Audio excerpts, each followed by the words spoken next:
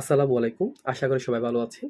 আজকে যে বিষয়টি নিয়ে কথা বলতে চাচ্ছি সেটি হচ্ছে বাংলাদেশের সংবিধান সংশোধন। আমরা জানি একটা রাষ্ট্রে পরিচালনার জন্য apex law of the state হচ্ছে সংবিধান।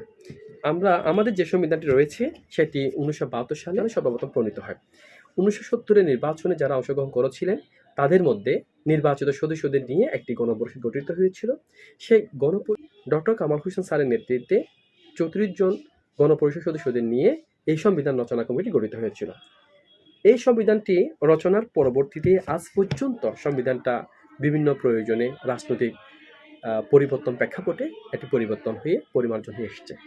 এখন কথা হলো, সংবিধান পরিবর্তনের যখন প্রয়োজন আসে, কে সংবিধান কে পরিবর্তন করতে পারে? এই সংবিধান পরিবর্তনের এখতিয়ার কাকে দিয়েছেন? ১৯৭২ সালে সংবিধানের ১৪২ নম্বর অনুচ্ছেদে স্পষ্ট করে বলা হয়েছে, যদি ইন কেস অফ নেসেসিটি রাষ্ট্রের প্রয়োজনে যদি সংবিধান সংশোধন করতে হয় তাহলে অবশ্যই সেই সংবিধান পরিবর্তন করতে পারবে নির্বাচিত সদস্যদের মধ্যে 2/3 মেজরিটির সাপোর্টের ভিত্তিতে। বলে বসি এই সংবিধান পরিবর্তন করা সমীচীন, এখন সময়ের দাবি। কারণ সংবিধানে বিভিন্ন রাজনৈতিক দলেরা তাদের ইচ্ছা মতো পরিবর্তন করেছে। আমরা সবচেয়ে ভালো যেটা সেটা আমরা বুঝি, আমরা এখন পরিবর্তন করব। তবে এই বিষয়টি যেটা বেসিক স্ট্রাকচারের সাথে সাংঘর্ষিক, সেটা হচ্ছে কি, সংবিধানের প্রথম লাইন হচ্ছে all powers belong to the people করে দেন। ডক্টর শাহদিন মালিক স্যার সংবিধান এক্সপার্ট হিসেবে উনি দীর্ঘ বছর বাংলাদেশ সুপ্রিম কোর্টের সিনিয়র অ্যাডভোকেট হিসেবে দায়িত্ব পালন করে আসছেন। উনি সেটার ভবিষ্যৎ এবং আজকের অবস্থা এবং ভবিষ্যতে এটার কদর কতটুকু হবে এবং তাকে নিয়ে কি কথা আসতে পারে, উনি ওনার নিজ সম্মানের প্রতি সম্মান রেখে উনি সেটা অনীহা প্রকাশ করেছেন। যদিও বলা হচ্ছে তার ব্যস্ততার কারণে। হ্যাঁ, স্যার অবশ্যই ব্যস্ত মানুষ। এখন যে বিষয়টি এসছে, স্যার এটাতে সরে গেছেন, আমি স্যারকে কৃতজ্ঞতা জানাই। পার্লামেন্ট কর্তৃক সংবিধান সংশোধন হয়ে গেলেও সেটা যদি কোনো ভুল ভ্রান্তি থেকে থাকে, এটা সত্য, এটা ত্রুটিযুক্ত, এটা অবৈধ, এটা ভুল, এটা বলার এখতিয়ার হচ্ছে বাংলাদেশ সুপ্রিম কোর্টের।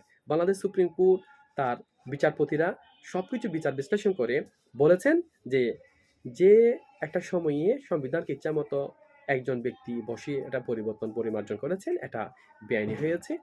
আজকে এসে যেটা সংবিধান সংশোধনের কথা বলা হচ্ছে, সেটা যদি একই রকম হয়ে থাকে, যার এখতিয়ার নেই সে যদি এই সংবিধানটা পরিবর্তন করে থাকে, বাংলাদেশের পবিত্র কনস্টিটিউশন যেটা জনগণ কর্তৃক নির্বাচিত প্রতিনিধিকে বলা হয়েছে, এটা তারাই সংশোধন করবে।